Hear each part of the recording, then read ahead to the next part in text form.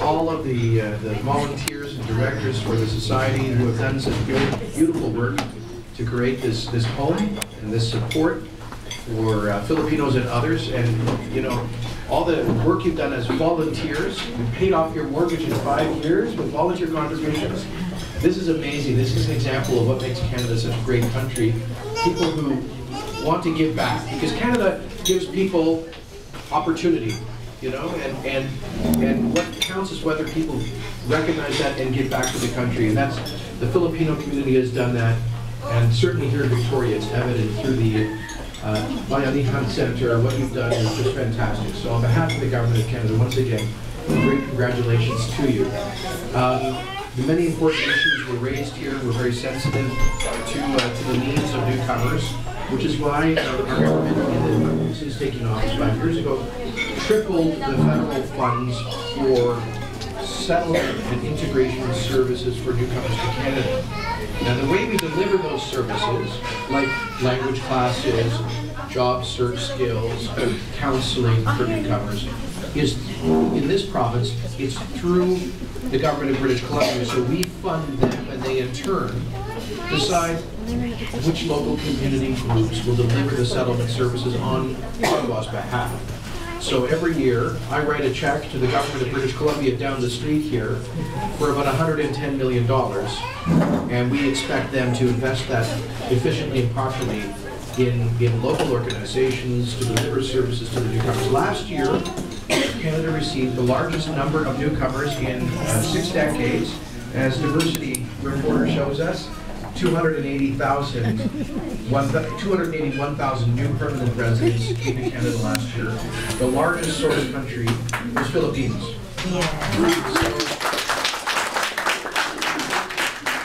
So this is a community that is growing right across Canada, and I know that there are some real need for support, and living caregivers need help and advice.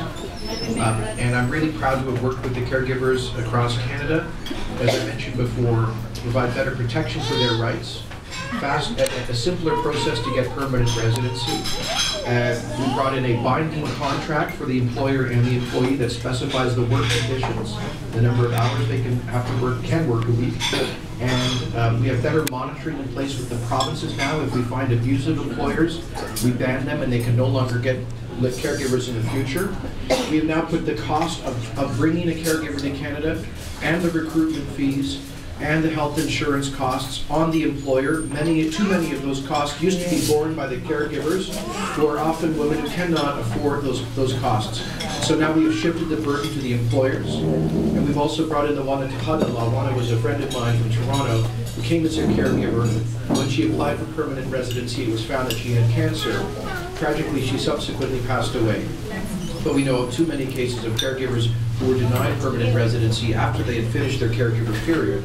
And I said, we've changed the law now so that no longer are they penalized and barred from residency if they've served their time in Canada as a caregiver. We now allow them as permanent residents, even if they become sick. So we're there to support the caregivers. And we also need to provide them, because they care for Canadians. They come here, and they typify the great Filipino gift of service, of care, of generosity, and compassion. You know, Mother Teresa used to say that compassion is to suffer with. And it's no coincidence that we see so many Filipinos and Filipinas as nursing, in the medical field, in caregiving, because they are compassionate people. And there are Canadian families who need their help, and that's why we have the program. We want to make sure that the caregivers who are sometimes vulnerable are properly protected. And that's why we're providing better information to caregivers before they come to Canada on what their rights are. We have a program in Manila and elsewhere to educate them on their rights, and we're trying to connect them to local service organizations. So if a caregiver should come to Victoria and have a bad employer, and their rights are being abused, we want to make sure they know who to reach out to. And I'm sure you're providing some of that service here. I will mention your organization to my ministry officials and ask that they include you in the packet of information that we send out to the caregivers coming to British Columbia, so they know if they're on Vancouver Island, this is one safe place where they can get good advice and compassionate support. The other thing is, seniors. We have to take care of our seniors, and I commend Fred and the Seniors Association for the good work they're doing.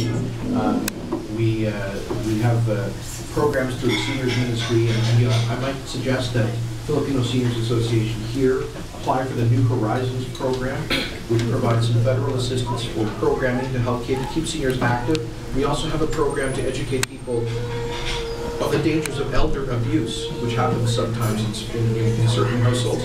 And I was recently in Winnipeg hosting a meeting of the Filipino community on the issue of elder abuse and how to sensitize people to make sure seniors know their rights.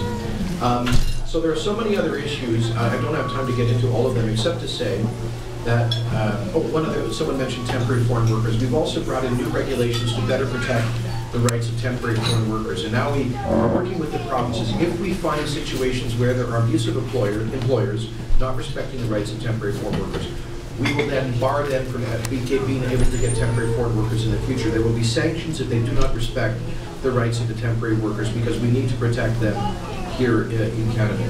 Let me tell you though that millions of Filipinos around the world have left their country in order to work as contract workers, as caregivers, to send remittances back home, to help take care of their families. They make a huge sacrifice to be divided from their families. For those who qualify for permanent residency, we do want to unite them with their families as quickly as possible.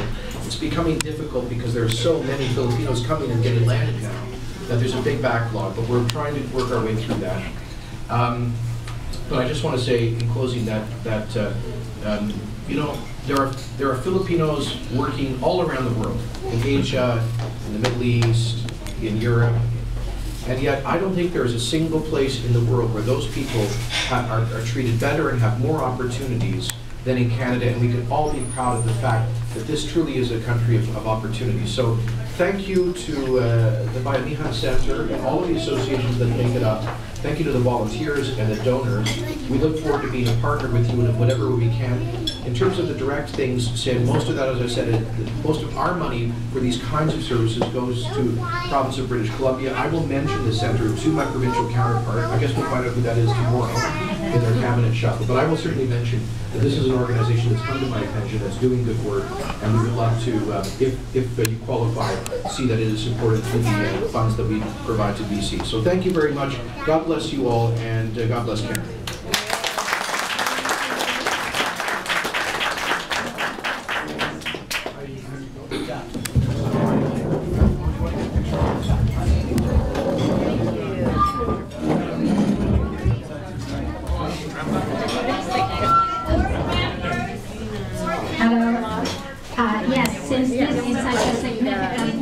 Here in our center, we'd just like to have a photo opportunity for all the volunteers to just pose with Mr. Kenny along with Troy.